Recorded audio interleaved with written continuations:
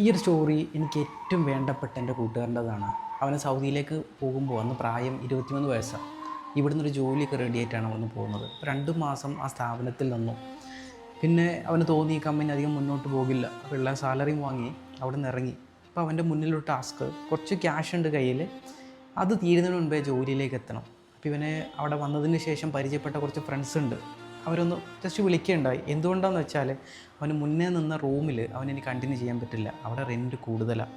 അപ്പോൾ അവർ വിളിച്ചപ്പം അവർ ഓക്കെ പറഞ്ഞു. നിങ്ങൾ പ്രവാസികളുടെ ഒരു ക്യാരക്ടർ അറിയുന്നവരാണെങ്കിൽ മനസ്സിലായിട്ടുണ്ടാവും.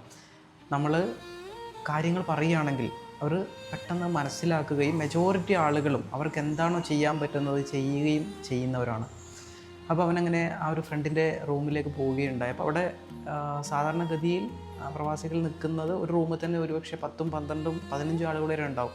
ഡബിൾ ഡെക്കർ കട്ടിലുണ്ടാവും. അപ്പോൾ ഇവിടെ കട്ടിലിന് കൊടുക്കാനുള്ള പൈസ അവൻ്റെ കയ്യിലില്ല. അപ്പോൾ അവർ പറഞ്ഞു, ബാൽക്കണിയിലേക്ക് പോകുന്നൊരു സ്പേസ് ഉണ്ട്, നീ അവിടെ കിടന്നോ. അവനവിടെ ഒരു പായ വിരിച്ച് കിടന്നു. എല്ലാ ദിവസവും ഷർട്ടും പാൻറ്റും ഷൂ ഒക്കെ ഇട്ട് നല്ല വൃത്തിയിൽ ഇൻ്റർവ്യൂവിനും മറ്റൊക്കെ പോകും. പക്ഷെ പലപ്പോഴും ഫെയിലിയർ ആകാറാണ്. അങ്ങനെ ഒരു 1.5 മാസം കടന്നുപോയി.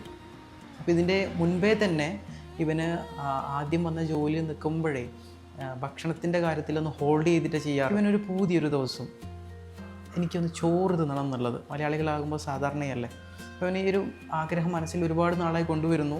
എക്സ്പെൻസ് കുറക്കാൻ വേണ്ടി മാക്സിമം 1-2 സമയമൊക്കെ നേരം സ്കിപ്പ് ചെയ്യും, ബാക്കിയുള്ള കുറച്ച് ഫുഡ് കഴിക്കും, 1-2 ദിർഹംസിന് ഫുഡ് കഴിക്കും. അങ്ങനെയൊക്കെയാണ് ദിവസങ്ങൾ തള്ളി നീക്കുന്നത്. ഇതവൻ്റെ കൂടെയുള്ള അവൻ പോയിട്ടുള്ള റൂമിലുള്ളവർക്ക് അറിയാം കാര്യങ്ങൾ എങ്ങനെയാണെന്നുള്ളത്. അപ്പോൾ വെള്ളിയാഴ്ച അവൻ റൂമിൽ നിൽക്കുന്നവർക്ക് ലീവാണ്. അവർ അതിൻ്റെ അടുത്തുള്ള ഒരു മെസ്സിൽ ഒരു ഫുഡ് കഴിക്കാറുണ്ട്. അവിടെ ഏൽപ്പിച്ചിട്ടുണ്ട് 1 മന്ത്. അപ്പോൾ ഇവനോട് പറഞ്ഞു, ഇന്ന് നീ അവിടുന്ന് ഫുഡ് കഴിച്ചു, ഞങ്ങൾ പുറത്ത് പോയി കഴിക്കുക എന്നുള്ളത്. അപ്പോൾ ഇവന് ഭയങ്കര സന്തോഷമായി. പക്ഷെ പുറത്തൊന്നും കാണിച്ചില്ല എന്നുള്ളതാണ്. നമുക്കൊക്കെ അഭിമാന ബോധമാണല്ലോ. അപ്പോൾ അവനങ്ങനെ ആ ഒരു മെസ്സിലേക്ക് പോയി. അവന് ഭക്ഷണം കഴിക്കാനിരിക്കുമ്പോൾ ആ ഫ്രണ്ട് വന്ന് ഓണറോട് പറയുന്നത് എൻ്റെ പകരം അവനായിരിക്കും ഭക്ഷണം കഴിക്കുന്നുണ്ടാവും എന്ന് പറഞ്ഞ് അയാൾ അങ്ങ് ഇറങ്ങിപ്പോയി. ഇവന് ഭക്ഷണം മുന്നിൽ കൊണ്ടേ വെച്ചിട്ടുണ്ട്.